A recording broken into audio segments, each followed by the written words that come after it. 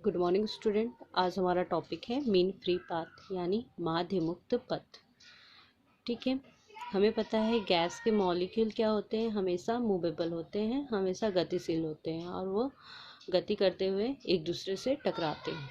ठीक है, तो the distance travel by a molecule before colliding with another molecule is called the free path. यानी एक molecule द्वारा दूसरे मॉलिक्यूल से टकराने से पहले जितनी दूरी तय करता है वो उसका क्या कहलाता है, फ्री पाथ कहलाता है, मुक्त पाथ कहलाता है। ठीक है, यानी एक मॉलिक्यूल बिना टकराए, ठीक है, जितनी दूरी तय करता है वो उसके क्या कहलाती है, मुक्त पथ या फ्री पाथ कहलाती है। अब मीन फ्री पाथ या माध्य मुक्त पथ क्या होती है? The average distance traveled by a molecule between two successive collisions is called mean free path। यानी वह औसत दूरी जो एक अणु, ठीक है, वह औसत दूरी जो एक अणु टू सक्सेसिव कोलिजन ना सक्सेसिव कोलिजन के बीच चलता है वो उसका क्या कहलाता है, मीन फ्री पाथ या माध्य मुक्त पथ कहलाता है। It is represented by L, इसे हम एल से रिप्रेजेंट करते हैं। जैसा कि हमने डायग्राम में भी देख रहे हैं, यहाँ हमने कुछ गैस के मॉलिक्यूल्स बनाए हैं। ठीक है, और हमने इस गैस के मॉलिक्यूल को, सभी मॉलिक्यूल्स को क्या मान लिए हैं, फिक्स मान लिए हैं। सिर्फ एक ही मॉलिक्यूल क्या है, मूवेबल है। तो वो क्या होता है, जैसे यहाँ कोई मॉलिक्यूल है, वो पहले क्या हुआ, L1 दूरी तय करता है और इस वाले मॉलिक्यूल से टकराता है। टकराने से क्या होती है, उसकी वेलोसिटी भी चेंज हो जाती है, उसकी डायरेक्शन भी चेंज हो जाती है।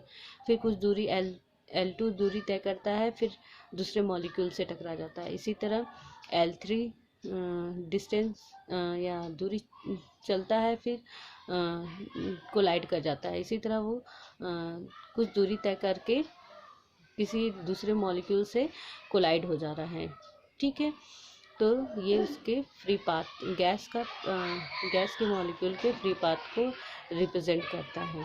ठीक है, if v is the average velocity of molecule and z1 is a collision number, then mean free path is, यदि गैस के मॉलिक्यूल की एवरेज वेलोसिटी v है और कोलिजन नंबर z1 है, तो मीन फ्री पाथ यानी माध्य मुक्त पथ होगा। ठीक है, तो माध्य मुक्त पथ या mean free velocity equal to average distance travel between two collision distance travel in 1 second. ठीक है, 1 सेकेंड में जितना एवरेज डिस्टेंस ट्रेवल कर पाते हैं टू सक्सेसिव कोलिजन में। ठीक है, और divided by number of collision in 1 second. ठीक है, यानी 1 सेकेंड में कितने कोलिजन होते हैं।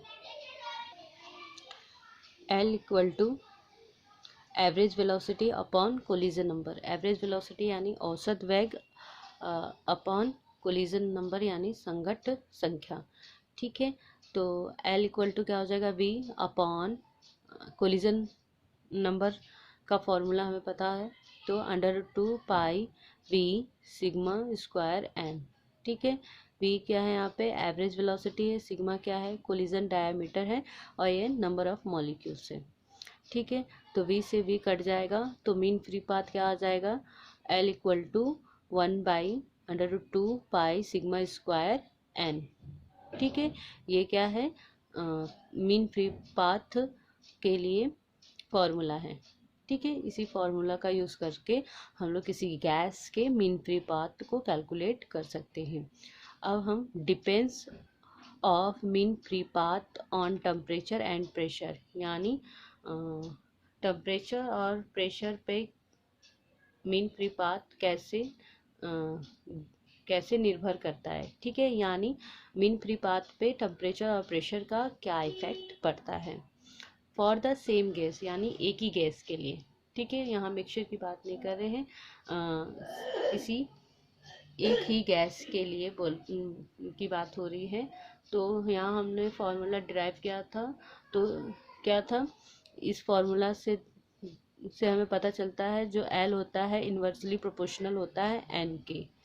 ठीक है, तो यहाँ पे क्या है, mean free path inversely proportional है एन के, यानी अगर एन बढ़ाएंगे तो मीन फ्री पाथ कम होगा, अगर एन घटाएंगे तो मीन फ्री पाथ अधिक होगा।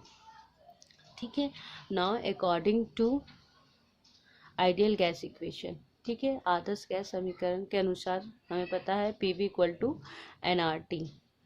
ठीक है, तो where n is the number of mole present in volume V litre of the gas. ठीक है, तो यहाँ पे n क्या है, नंबर ऑफ मोल्स हैं, और number of moles equal to होता है n अपॉन n नॉट, जहाँ n क्या है टोटल नंबर ऑफ मॉलिक्यूल और n नॉट क्या है एवोगाड्रो नंबर है। ठीक है, PV यहाँ पे n की वैल्यू हम लोग n upon n not RT लिख सकते हैं, और n की वैल्यू क्या आ जाती है PV n not upon RT, यानी जो n होता है वो क्या होता है डायरेक्टली प्रोपोर्शनल होता है प्रेशर के, और इन्वर्सली प्रोपोर्शनल होता है टेम्परेचर के, यानी प्रेशर बढ़ाने पे नंबर ऑफ मोल्स बढ़ते हैं और टेम्परेचर बढ़ाने से नंबर ऑफ मोल्स क्या होते हैं घटते हैं। एट अ कांस्टेंट प्रेशर, यदि हम लोग क्या कर दें प्रेशर कांस्टेंट कर देंगे तो मीन फ्री पाथ टेम्परेचर पे कैसे डिपेंड करता है। तो प्रेशर अगर कांस्टेंट कर देते हैं तो जो नंबर ऑफ मोल होगा वो क्या होगा इन्वर्सली प्रोपोर्शनल होगा टेम्परेचर के, यानी टेम्परेचर बढ़ाएंगे तो नंबर एन की वैल्यू क्या होगी कम होगी, अगर टेम्परेचर घटाएंगे तो एन की वैल्यू बढ़ेगी। और इससे पहले हम एन क्या होता है, एन क्या होता है इन्वर्सली प्रोपोर्शनल होता है मीन फ्री पाथ के। तो क्या होगा जो मीन फ्री पाथ होगा क्या होगा डायरेक्टली प्रोपोर्शनल होगा टेम्परेचर के, तो यानी at a constant pressure the mean free path increase with the rise in temperature, यानी अगर हम लोग टेम्परेचर बढ़ाते हैं तो मीन फ्री पाथ भी बढ़ेगा। ठीक है, इसी तरह एट अ कांस्टेंट टेम्परेचर, अगर हम लोग टेम्परेचर कांस्टेंट कर देते हैं तो क्या होगा एन क्या होगा डायरेक्टली प्रोपोर्शनल होगा पी के।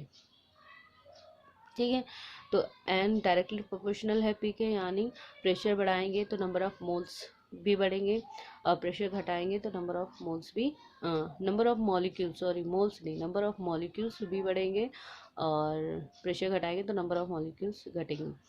तो जो एल है यानी मीन फ्री पाथ हो क्या होगा प्रेशर के इन्वर्सली प्रोपोर्शनल होगा, यानी एट अ कांस्टेंट टेम्परेचर किसी कांस्टेंट टेम्परेचर पे स्थित ताप पर मीन फ्री पाथ इंक्रीज होगा with the decrease of pressure, यानी अगर हम लोग प्रेशर घटाते हैं तो मीन फ्री पाथ क्या होगा बढ़ेगा, अगर हम लोग प्रेशर बढ़ाते हैं तो मीन फ्री पाथ क्या होगा घटेगा, यानी उसमें इन्वर्सली प्रोपोर्शनल होता है।